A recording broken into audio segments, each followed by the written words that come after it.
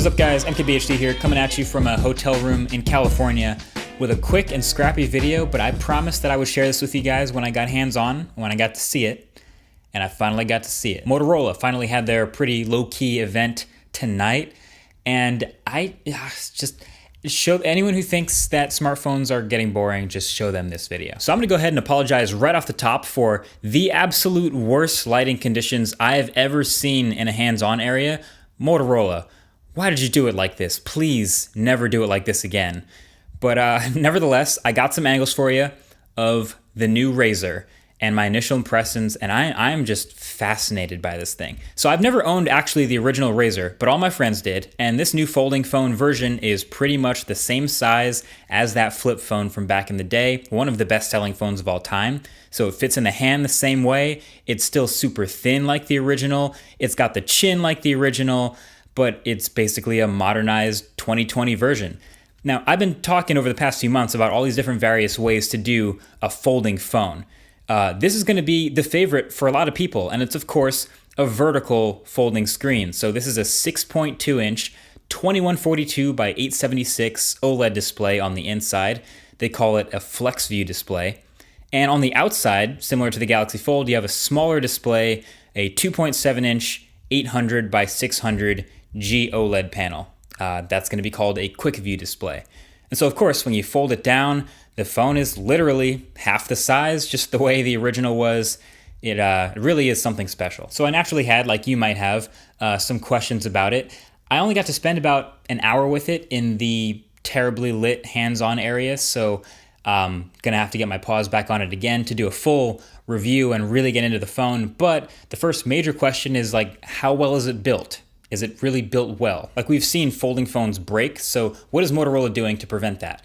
Well, from my time, there's good news and bad news. The good news is this hinge design feels really good, really solid to me. It has a weight and a springiness to it, and it felt premium and satisfying to open and close. I mean, everyone knows the feeling of closing this phone, like snapping it shut after a phone call is gonna be super important. And of course, I couldn't quite capture it in this opposite of a well-lit room, but it's got a nice, it slaps, is what I'm trying to say. It slaps. It's pretty nice. The actual hinge mechanism is, again, different from the other folding phones that we were seeing, and it seems to work really well, to the point where if you lay it flat, there doesn't seem to be much of a crease in the screen at all, as far as I can tell, so that was impressive.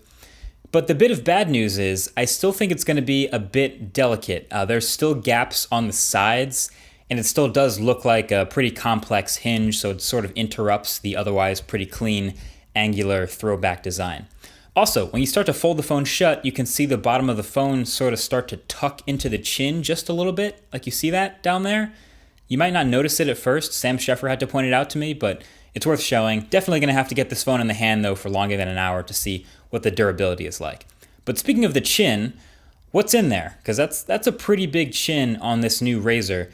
And that's because many of the important components live down here too. So at the top of it, you can see that's where your fingerprint reader is. So if you still want to do fingerprint unlock, you can do that. And then at the bottom is of course also your USB Type-C port. No headphone jack, but there's your speaker grill. So it's all downward facing speakers here. And then up at the top, you do have a bit of a notch for your earpiece and other front facing sensors, but no camera up here. And that's pretty much it as far as design. The rest of it is basically a spitting image of that nostalgic Razr. Everything about the shape, just the way it sits in your hand really, and the way it opens and closes. Yeah, it's really cool. There's also some Android tricks here to make it work, and Motorola has built in things the way they usually do with their MOTO actions. So if you remember the double twist to open the camera, that's still here. Things like that. Oh, and speaking of the camera, that's the only camera. Just this one camera here under the bump, that's your main camera and your selfie camera, because when you open the phone, it becomes the rear-facing camera, and then when you fold it shut, now it's your main selfie camera. So you'll have high-quality selfies with that main sensor. That's another advantage of this folding design.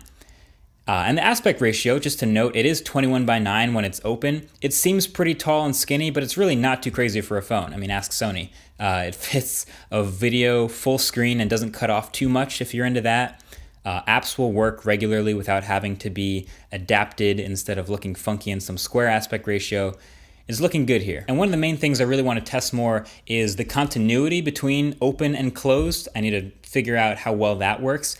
And also just what sorts of things you can do on that outside display. Right now they're showing things like the time, your notifications, and then you can answer texts and call up Google Assistant and do some pretty simple stuff like that, which makes sense on the quick view display.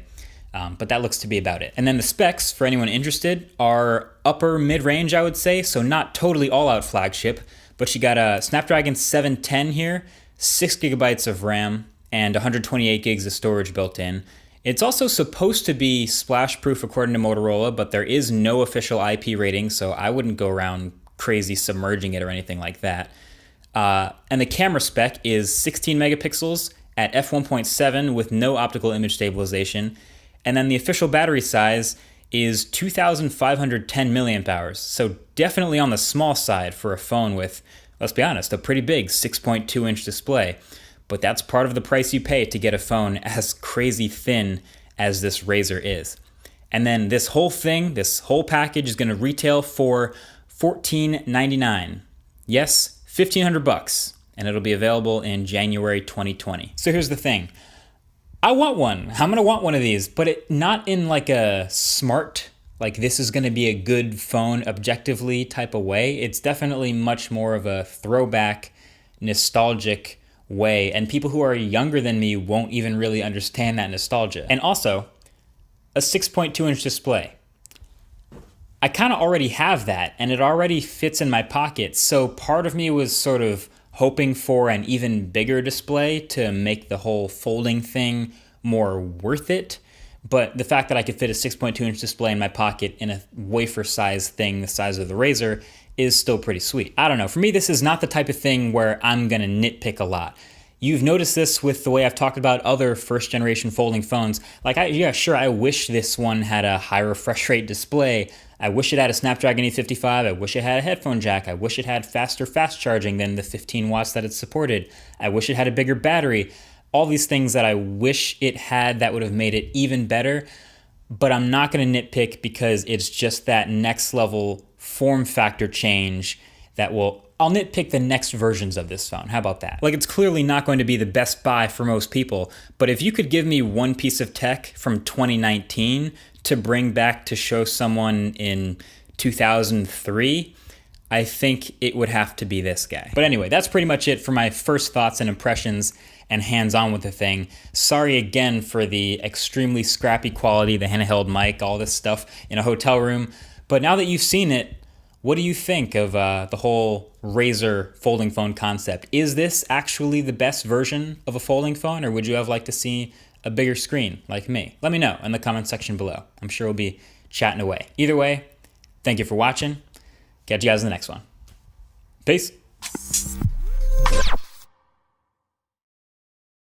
So with the Motorola Razr, what we're getting is a phone which is running Android, but it is a much more modern take on the standard Razr. So, to talk to the Android expert himself,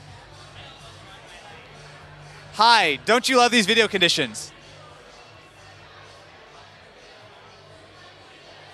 Anyway, that was a word from Marquez Brownlee, noted YouTube celebrity and huge fan of the Motorola Razr, specifically this event.